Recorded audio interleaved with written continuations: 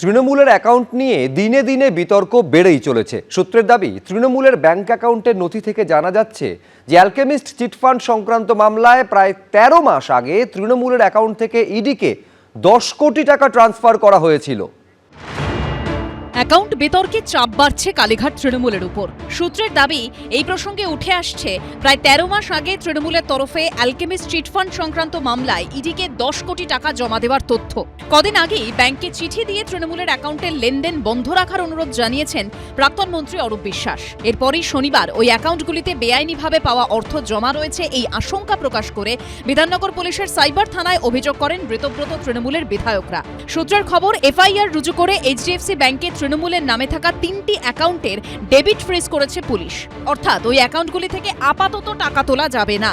এই ৩টি অ্যাকাউন্টে রয়েছে ৪৪০ কোটি টাকা। এই অবস্থায় সূত্রের দাবি, তৃণমূলের ব্যাংক অ্যাকাউন্টের নথি থেকে জানা যাচ্ছে যে অ্যালকেমিস্ট চিটফান্ড সংক্রান্ত মামলায় প্রায় ১৩ মাস আগে তৃণমূলের অ্যাকাউন্ট থেকে ইডিকে ১০ কোটি টাকা ট্রান্সফার করা হয়েছিল।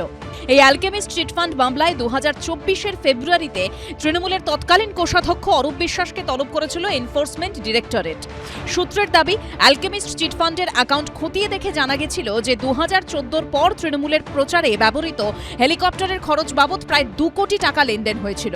একসময় অ্যালকেমিস্টের কর্ণধার কেডি সিং তৃণমূলের রাজ্যসভার সাংসদ ছিলেন। অভিযোগ, বিভিন্ন সময় এই অ্যালকেমিস্টের থেকে বিভিন্ন আর্থিক সুযোগ সুবিধা নিয়েছে তৃণমূল। দুর্নীতিগ্রস্ত না হলে তৃণমূলের হয়ে কেউ রাজ্যসভায় বা লোকসভায় বা বিধানসভায় বা পৌরসভায় পঞ্চায়েতে কোথাও দাঁড়াতে পারেন। দুর্নীতিগ্রস্তদের মধ্যে কম্পিটিশন হবে, যে টিকে থাকবে, যে বেশি দুর্নীতি করতে পারবে সে ধাপে ধাপে উপরে উঠবে। এখানে কোনো আলাদা করে খোঁচার ব্যাপার নেই। প্রাথমিকভাবে মনে করা হচ্ছে যে অ্যালকেমিস্টের থেকে নানা সুবিধা নেওয়ার অংশ হিসেবে তৃণমূলের অ্যাকাউন্ট থেকে এই ১০ কোটি টাকার ইডিকে ট্রান্সফার করা হয়েছিল। যদি কোনো কিছু জায়গায় ইডির যদি কোনো ডিম্যান্ড থাকে এবং দল যদি সেটা আবার ইডিকে জমা করে দেয়, যারই যে কেসের রেফারেন্সে মামলা হোক, সেটা তার যদি নথিপত্র যেগুলি থাকে সেগুলো তো সম্পূর্ণ আইনের বিষয়। যারা কনসার্নড, যারা এগুলি দেখেছেন, যারা মানে জেরায় মুখোমুখি হয়েছেন বা এই টাকাটা আবার ইডিকে দিয়েছেন, এটা তারা বলতে পারবেন।